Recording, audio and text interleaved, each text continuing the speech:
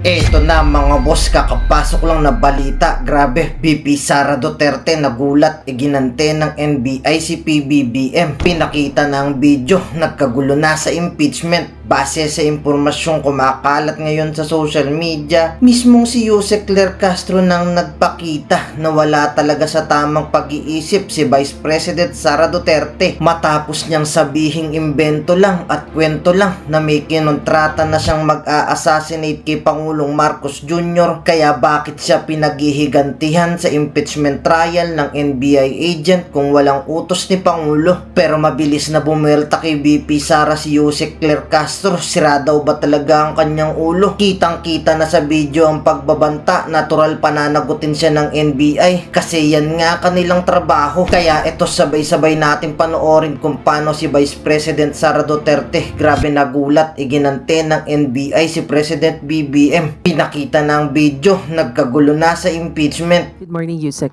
Yusek, yesterday, during the impeachment trial, Attorney Narvasa mentioned that NBI is under DOJ and DOJ is under the Office of the President. So there were insinuations that, in a way, the President has influence over this case against the Vice President. How would you like to respond to that? Yung ba ang gusto niyang iparating?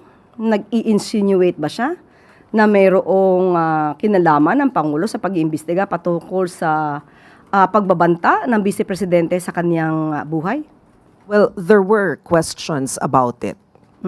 Unang-una po, hindi naman po talaga dapat ma-question ang sitwasyon po ng NBI. Dahil alam po natin ang NBI, kahit wala pa pong pagbabanta, ang Vice Presidente ay under na po ito ng DOJ.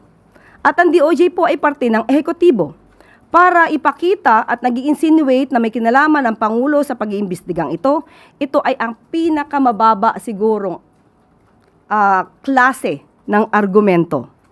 Ang NBI po ay may sariling mandato. Kung mayroong nakita at napatunayan naman po na may pagbabanta mismo sa buhay ng Pangulo at hindi lang naman isang tao, 2 taong nakakita nito, buong mundo ang nakakita ng pagbabanta sa buhay ng Pangulo, ni First Lady at ni dating House Speaker. So, mandato po ng NBI na imbestigahan po ito dahil po ito ay para sa proteksyon ng ating Pangulo. When the President learned the statement of the Vice President back then, what was his instructions to NBI, if there was any? At the time, ay pagpaumanhin, wala pa po ako dito sa posisyon. But alam po natin na ito po ay hindi po ipinagsabalingwala, hindi binaliwala ng Pangulo at talaga pong ito ay sinabi niya sa kanyang statement na ito po ay hindi dapat na tinutulugan, hindi po to dapat na dapat itong seryosohin. Itong ginawa ng Vice Presidente ay dapat na siniseryoso. Bilang Pangulo, kailangan po lang din siyang maprotektuhan, hindi lang para sa sarili niya, kundi para sa bansa natin. Sunod na tanong mula kay Rafi Aying, Daily Tribune. Good morning, Yusek. Ma'am, in relation to that po, the defense panel and former Presidential Legal Counsel Sal Panelo said no evidence daw po of grave threat kay President Marcos, FL, and ex-House Speaker Romualdez because the utterances made by VP Sara is hypothetical and conditional. So how does the palace react to this? Even the President himself last year considered it before as a mere threat. Ang pagbibigay po ng salita na kumausap na siya ng tao para patayin ang Pangulo, ang unang ginang at ang dating House Speaker, hindi po ito hypothetical. Nakita po ito. Hindi po ito gawa-gawang isip, hindi po ito pantasya. Sinabi po ito at mismong si Vice Presidente ay hindi pinapasinungalingan ang kanyang mga sinabi, ang kanyang pagbabanta sa buhay ng Pangulo. So wala tayong pag-uusapan tungkol sa hypothetical. Hindi po yan hypothetical. Dahil mismo si Vice Presidente ang nagsabing, no joke, no joke. At patungkol po sa conditional, alam naman po natin, lalong-lalo na ang mga abogado.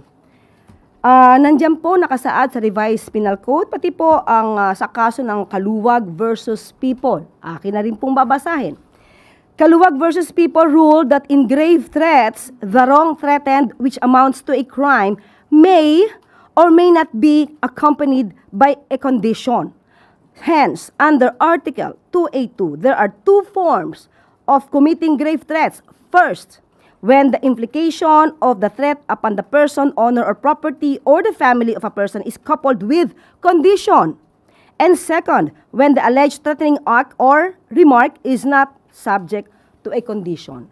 So, ang grave threats ay pwedeng conditional or hindi may kasamang kondisyon. At sa cross-examination kahapon, nakita at naisiwalat din ang maraming bagay. Unang-una, ipinakita po rito ang video ni Atty. Zoleika Lopez at ginajustify ng mga abogado ni VP Sara na ang reaksyon ni Vice Presidente ay patungkol sa di umanong oppression ng House of Representatives kay Atty. Zoleika Lopez na kanyang Chief of Staff.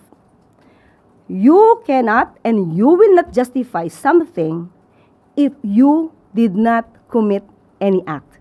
Doon pa lang, dahil ginajustify nila yung action nila at nakomit lamang daw ito dahil sa di umanong pangyayari kay Atty. Zoleika Lopez, doon pa lang po ay may pag-amin na po sa ginawang pagbabanta sa buhay ng Pangulo. Yes, sir. Ivan Mayrina, GMA 7. Good morning, Yusek. Kahapon din po ay nabanggit ng defense team ni VP Sara yung Operation Romanov. According to Defense Counsel Mark Vinluan, and I quote, "When VP Sara uttered those words, she was not responding as Sara Duterte, the Vice President, but as Sara Duterte, the wife, mother, daughter, and sister, who only sought to protect herself and her family. Operation Romanov is in place and the threat against their lives is real." Two-part question, ma'am. What does the palace know about Operation Romanov and what was done about it, if any? And the second question is, how do you react to it being used as justification for the Vice President's utterances? Unang-una, sino po ba ang nagbanggit ng Oplan Romanov? Hindi po ba nasa partido ng Vice Presidente? Hindi po ba siya ang dapat na magbigay ng mga ebidensya patungkol dito at hindi ang palasyo? Siya po ang magbigay ng mga detalye para po magkaroon ng tamang pag-iimbestiga. Binigyan siya ng pagkakataon, sinulatan siya ng NBI para malaman ang mga sinasabing death threats sa kanya at sa kanyang pamilya. Pero hindi siya tumugon. Hindi po kasalanan ni Numan kung hindi magkakaroon ng anumang tinatawag nating existence, yung sinasabing Oplan Romanov, dahil mismo ang Vice Presidente na nagsabi nito ay hindi ito napapatunayan. So, anong gagawin po ng ehekutibo kung wala namang maiimbestigahan dahil walang anumang detalyeng ibinibigay ang nag-aakusa patungkol sa Oplan Romanov? At ang paggamit muli nito ng justification, ginajustify niya ang sinasabing Oplan Romanov kaya siya nagbanta sa Pangulo? Hindi natin maiiwawaksi ang pagiging Vice Presidente niya at sa pagiging nanay niya. Ang pagbabanta ay pagbabanta. Sino ka man, nagbanta ka sa buhay ng Pangulo, kahit ikaw ay isang nanay, ikaw ay isang Vice Presidente, walang pagkakaiba yon. Nagbanta ka pa rin sa buhay ng Pangulo. Yusek, good morning. Yusek, ano po ang opisyal na assessment ng Malacanang sa naging takbo po ng unang 3 araw ng impeachment trial? Hindi po mandato ng ehekutibo ng palasyo ang mag-assess sa nakaraang 3 araw na hearing sa impeachment na involving the Vice President. Ito po ay trabaho po ng mga sa Senado at definitely ang mga taong bayan din po ay dapat din po siguro mag-monitor para ma-assess din po nila sa sarili nila kung ano ang nagaganap sa ating bayan. Ma'am, follow-up. Nakikita po ba ng palasyo na naging patas po at maayos ang proseso ng Senado bilang impeachment court at may komento po ba ang Pangulo sa mga ebidensyang naipresenta ng prosecution sa unang 3 araw? Thank you. Ang hiling naman po ng Pangulo sa lahat ng pagkakataon ay sundin ang batas at ang proseso. Sa nakikita po at nababasa rin po natin, na ipapakita naman na nagiging maayos po ang daloy ng hearing sa Senado. Mga katanungan po mula sa Philippine Information Agency. From Central Visayas, galing kay RV Veloso ng Sunstar Daily. You've mentioned from previous press conferences that President Marcos Jr. is entirely hands-off with the ongoing impeachment trial and focusing on good governance. If President Marcos is completely hands-off, how can the palace stay neutral when the trial is literally about threats made against the president's own life? Ang ibig sabihin po natin na hindi makikialam at hands-off ang palasyo, ang ehekutibo sa trabaho po ng Senado. Unang-una dahil may separation of powers, hindi po talaga mandato ng ehekutibo na makialam sa magiging desisyon ng Senado. But if the issue involves the President at kailangan sagutin with facts, so, yun lamang po ang gagawin natin. Ipapakita natin at ipapaliwanag natin sa taong bayan kung merong issue about the President, regarding the President, i-update natin sila at ibibigay natin ang katotohanan. Huling katanungan sa Northern Mindanao, mula kay Patrick Tablon ng Wonder Radio, CDO 91.1, ano po ba ang expectations ng palasyo sa impeachment trial ni Vice President Sara Duterte? Ang expectation, hindi lamang po siguro ng palasyo, ng ehekutibo, kung hindi ng taong bayan.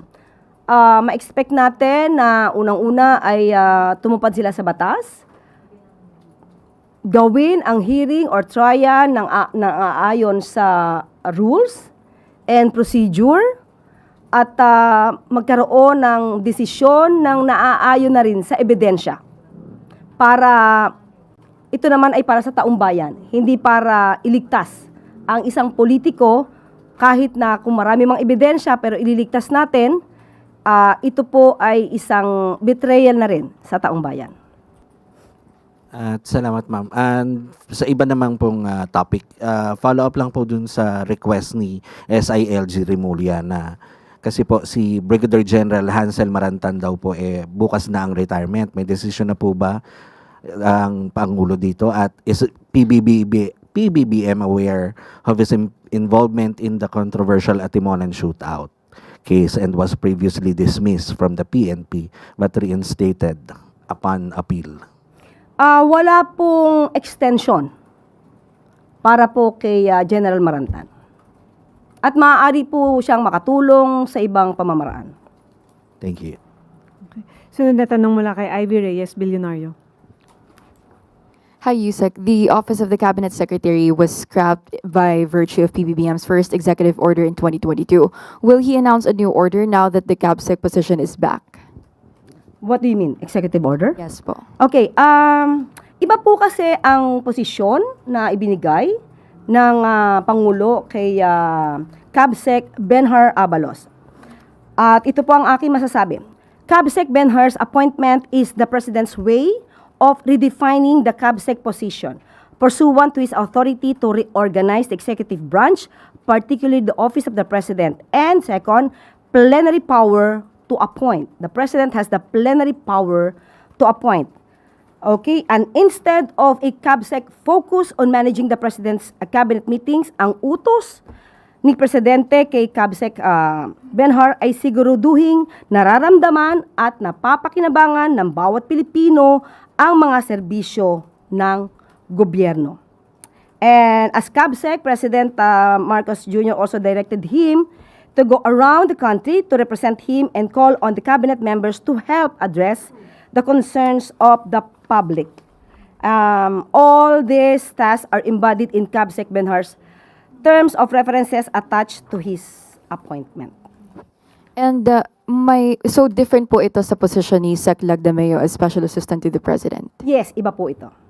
And ma'am, last question, sorry. Was Sec Abalos considered for any other positions?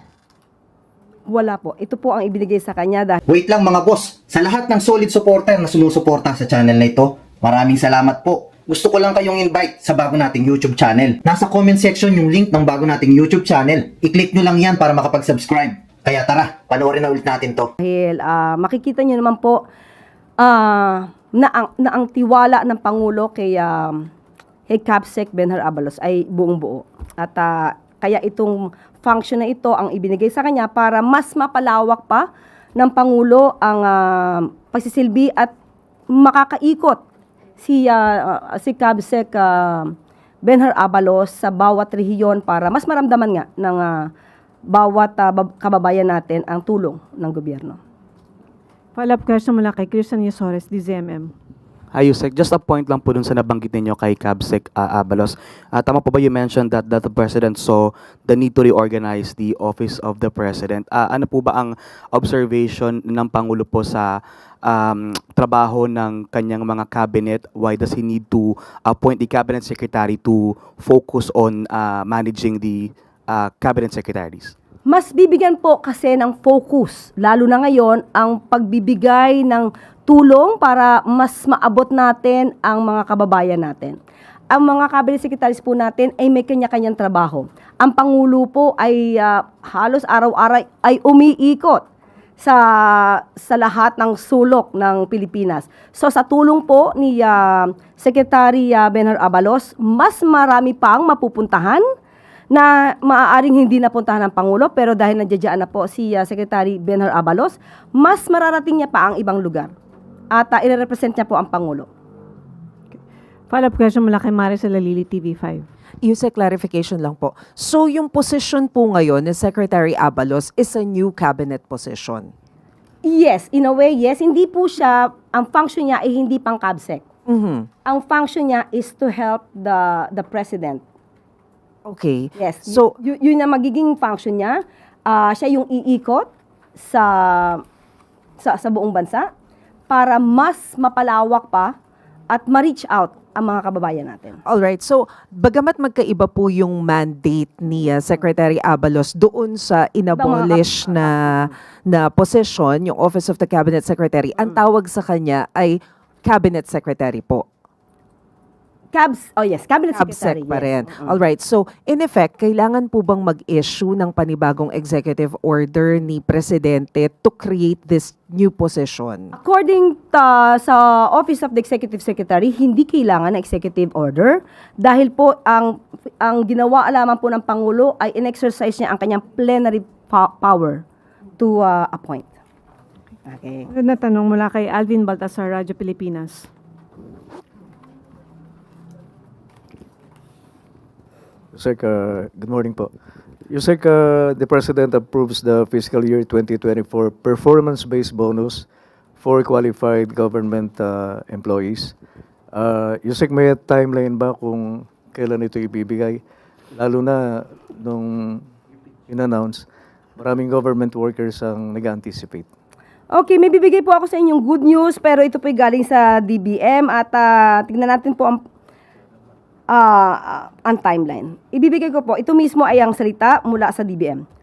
Ang fiscal year 2024 performance-based bonus para sa mga kwalipikadong kawani ng pamahalaan ay ipoproseso at inaasahang maipagkakaloob ngayong taon.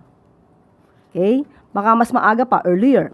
Ang pondo para rito ay nakapaloob sa fiscal year 2026 General Appropriations Act para sa mas detalyadong schedule ng implementasyon, kabilang ang mga target na timeline para sa pagproseso at pagpapalabas ng performance-based bonus. Maaari pong sumangguni sa item 9 ng EO number 61, Technical Working Group Memorandum Circular number 2026-1 na may petsang July 3, 2026. Maraming salamat. May pahabol na tanong mula kay Ivy Reyes, Bilyonaryo. Yusek, clarify lang po namin. So ano pong tawag dun sa office po ni Capsec Abalos since the Office of the Cabinet Secretary was scrapped in 2022 po? Ibibigay ko na lamang sa inyo ang terms of reference.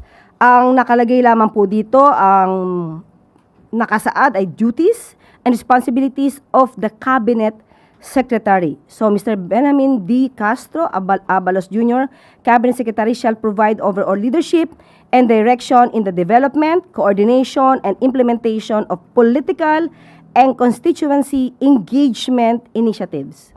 So, maya-maya lamang po ay ibibigay ko sa inyo to. Wala na pong katanungan. Balik sa iyo, Yusek Claire. Maraming salamat.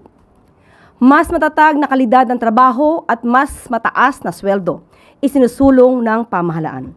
Alinsunod sa hangarin ni Pangulong Ferdinand R. Marcos Jr. na palakasin ang labor sector at pangalagaan ang mga manggagawa. Sa utos ng Pangulo ay isinusulong ni Labor and Employment Secretary Francis Tolentino ang paggawa ng mga hakbang para sa upskilling at pagpapataas ng sweldo ng Pilipino. Kabilang sa mga workforce programs ng ahensya, ang pagpapalawak ng nationwide trabaho agad job fairs na naglalayong maghatid ng libo-libong job opportunities sa mga naghahanap ng trabaho sa iba't ibang sulok ng Pilipinas.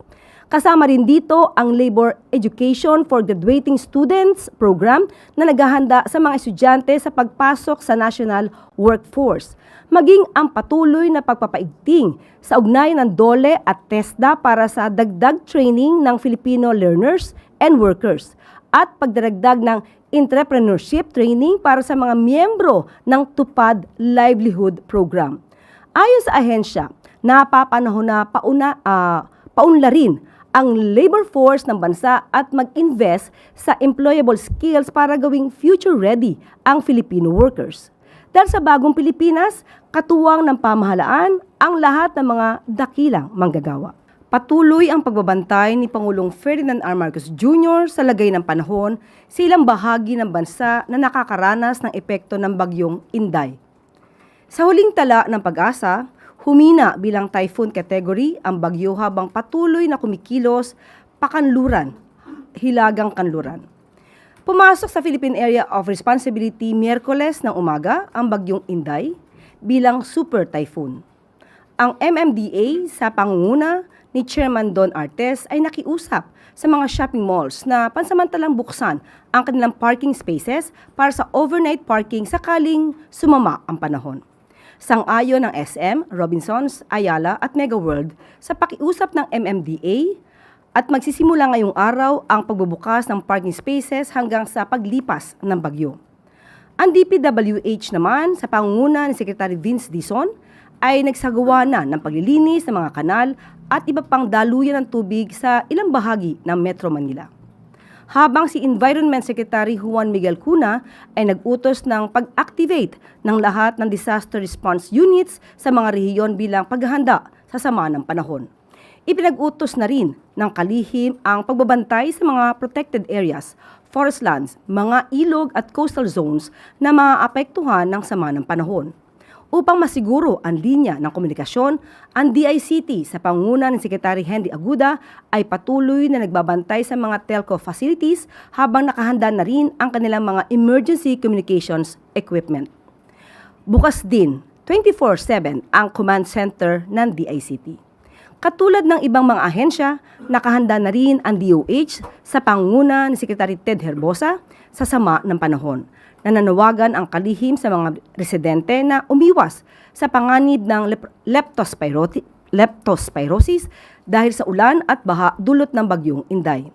Sa ngayon, mayroong mahigit 4 million family food packs ang naka-standby sa mga warehouses ng DSWD sa buong bansa.